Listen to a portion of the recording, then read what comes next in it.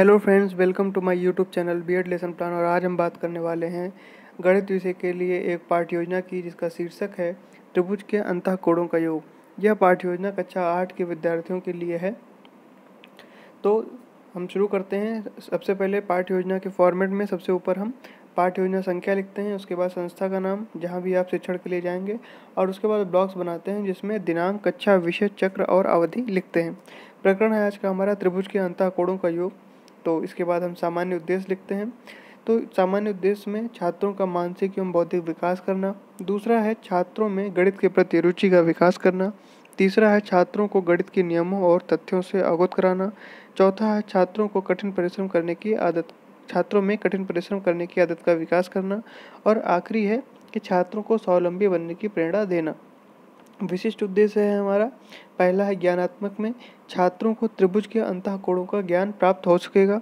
दूसरा है बोधात्मक, छात्रों को त्रिभुज की विभिन्न आकृतियों का कोणों के साथ संबंधों का ज्ञान प्राप्त हो सकेगा। फिर अगला है अनुप्रयोगात्मक, तो छात्र भिन्न भिन्न अंतःकोणों वाले त्रिभुजों का प्रयोग ज्यामिति के प्रश्नों को हल करने में कर सकेंगे।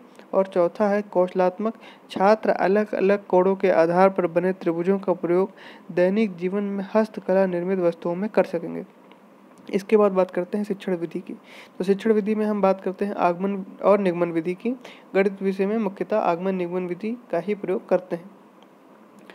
सहायक सामग्री में चार्ट, चांदा, प्रकार, स्केच पेन आदि मतलब कि जो ज्यामितीय उपकरण है उनका प्रयोग करेंगे। पूर्व ज्ञान में छात्र रेखा, कोण और वृत्त, आयत, त्रिभुज जैसी ज्यामितीय आकृतियों के बारे में जानते हैं। तो उसके बाद प्रस्तावना का पहला प्रश्न करेंगे कि एक रेखा को दिखाते हुए छात्रों से प्रश्न करेंगे कि छात्रों यह क्या है। तो उत्तर में लिखेंगे कि यह एक रेखा है। दूसरा प्रश्न है कि तीन सरल रेखाओं से घिरी आकृति को क्या कहते हैं। उत्तर में लिखेंगे तीन सरल रेखाओं से घिरी आकृति को त्रिभुज कहते हैं। तीसरा प्रश्न है कि किसी त्रिभुज में अंतःकोणों की संख्या कितनी होती है। तो उत्तर में लिखेंगे कि त्रिभुज में अंतःकोणों की संख्या 3 होती है। चौथा है किसी त्रिभुज के अंतःकोणों का योगफल कितना होता है। तो उत्तर में लिखेंगे कि त्रिभुज के अंतःकोणों का योगफल 180 अंश होता है। पांचवा है त्रिभुज के अंतःकोणों का योग 180 अंश होता है, इसे सिद्ध कैसे करेंगे। तो यह एक समस्यात्मक प्रश्न बन जाएगा और इसमें इसी से उद्देश्य कथन प्राप्त करेंगे कि छात्रों आज हम त्रिभुज के तीनों अंतःकोणों का योग 180 अंश होता है, जिसे हम चांदी की सहायता से मापकर सिद्ध करेंगे। इसके बाद यहाँ पर ऐसे 4 ब्लॉक्स बनाएंगे जिसमें शिक्षण बिंदु, छात्राध्यापक क्रिया, छात्र क्रिया और शामपट कार्य लिखेंगे। शिक्षण बिंदु में त्रिभुज के अंतःकोणों का योग, छात्राध्यापक क्रिया में चार्ट में बने त्रिभुजों को दिखाते हुए कोण ज्ञात करना व उनके मान श्यामपट्ट पर लिखना। तो इसी तरह के त्रिभुज बनाएंगे। पहला त्रिभुज है ABC, जिसमें तीनों कोण जो हैं वो 60 अंश के हैं। दूसरा एक समकोण त्रिभुज है जिसमें कोण A 90 अंश है और कोण B और कोण C बराबर बराबर 45 अंश के हैं।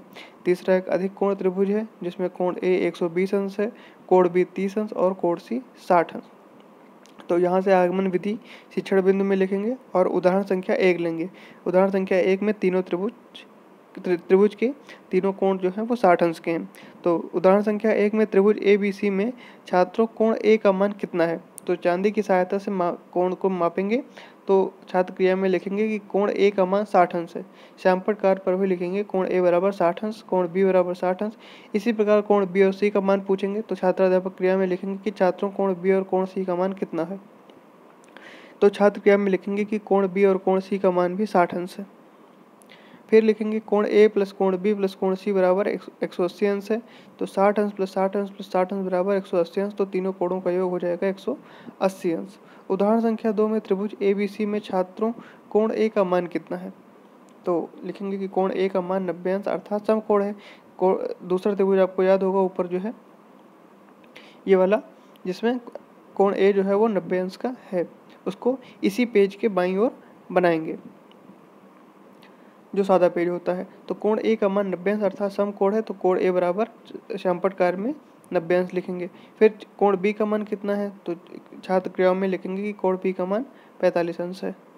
फिर चंपट कार्य में भी लिखेंगे कि कोण बी बराबर 45 अंश। फिर तीसरा प्रश्न है कि छात्रों कोण सी का मान कितना है, तो कोण सी का मान कितना हो जाएगा 45 अंश। तो यहाँ पर नीचे लिखेंगे कि कोण ए प्लस कोण बी प्लस कोण सी बराबर 180 अंश आ जाएगा, और यही चंपट कार्य में भी लिखेंगे। इसी प्रकार तीसरे उदाहरण में भी त्रिभुज ए बी सी में छात्रों कोण ए का मान कितना है, तो कोण ए का मान है 120 अंश। तो कोण ए बराबर 120 अंश। तो छात्रों कोण बी का मान कितना है, तो कोण बी का मान 30 अंश है।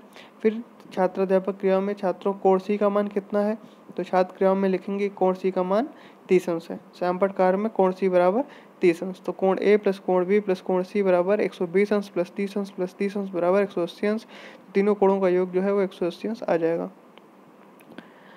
अब इसी तरह से उसी पेज के नीचे जो है एक टेबल बना लेंगे जिसमें तीनों उदाहरणों को, इसको बना भी सकते हैं, नहीं बना सकते हैं। फिर नियमीकरण की उपयुक्त उदाहरणों से यह निष्कर्ष निकलता है कि त्रिभुज के तीनों कोणों का योग 180 अंश होता है। यह नियमीकरण कर देंगे। अब निगमन विधि में क्या करेंगे कि जो नियमीकरण किया गया है उसी को सिद्ध करेंगे। तो ये जो चित्र दिया गया है, एक दूसरा त्रिभुज बनाएंगे जिसमें कोण ए बराबर 70 अंश है, बी 60 अंश है और सी जो है वो 50 अंश है। तो निगमन में क्या है कि दिए गए चित्र में त्रिभुज के तीनों कोणों का मान निकालकर योग ज्ञात करें।